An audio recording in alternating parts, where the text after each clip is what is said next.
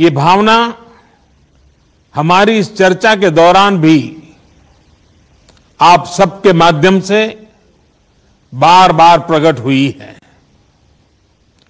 मैं आपको भी आश्वस्त कर रहा हूं कि हमारी सेना देश की रक्षा के लिए कोई कसर नहीं छोड़ रही है। डिप्लॉयमेंट हो, एक्शन हो, काउंटर एक्शन हो, जल थल नभ में हमारी सेनाओं को देश की रक्षा के लिए जो करना है वो कर रही है। आज हमारे पास ये कैपेबिलिटी है कि कोई भी हमारी एक इंच जमीन की तरफ आंख उठाकर भी नहीं देख सकता। आज भारत की सेनाएं हर सेक्टर में एक साथ मूव करने में पूरी तरह सक्षम है। ऐसे में हमने जहां एक तरफ सेना को अपने स्तर पर उचित कदम उठाने की छूट दी है, वहीं दूसरी तरफ डिप्लोमेटिक माध्यमों से भी चीन को अपनी बात दो टूक स्पष्ट कर दी है। भारत पीस और फ्रेंडशिप चाहता है, लेकिन अपनी सॉवरेनिटी की रक्षा हमारे लिए सर्वोपरि है और आप सबने भी इसी भाव को प्रकट किया है। साथियों, बीते 5 वर्षों में देश ने अपनी सीमाओं को सुरक्षित करने के लिए बॉर्डर एरिया में इंफ्रास्ट्रक्चर डेवलपमेंट को प्राथमिकता दी है।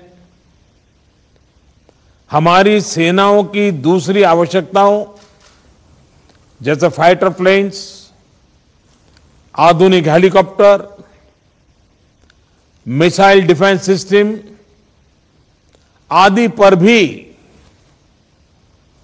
हमने बहुत बल दिया है। नए बने हुए इंफ्रास्ट्रक्चर की वजह से खासकर एलएसी में अब हमारी पेट्रोलिंग की कैपेसिटी भी बढ़ गई है।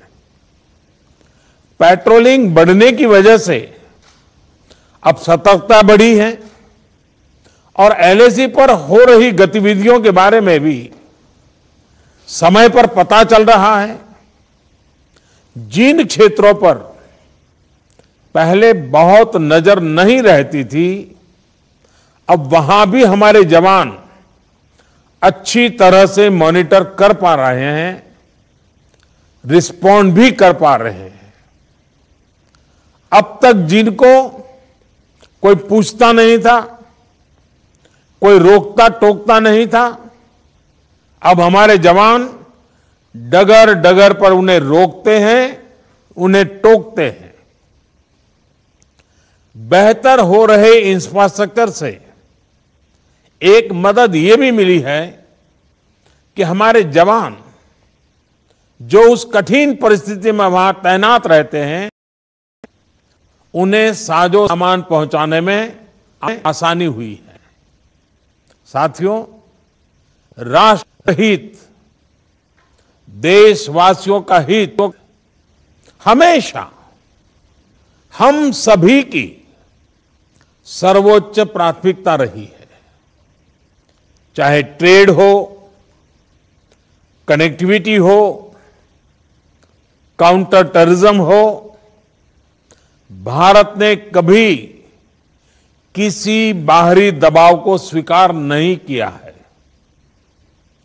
राष्ट्रीय सुरक्षा के लिए जो भी जरूरी कार्य है, जो भी जरूरी इंफ्रास्ट्रक्चर का निर्माण है, उसे इसी तरह तेज गति से आगे भी किया जाता रहेगा।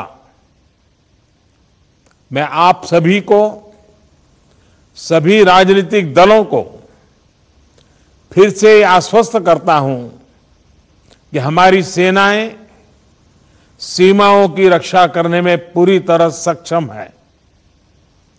हमने उन्हें यथोचित कार्रवाई के लिए पूरी छूट दी हुई है।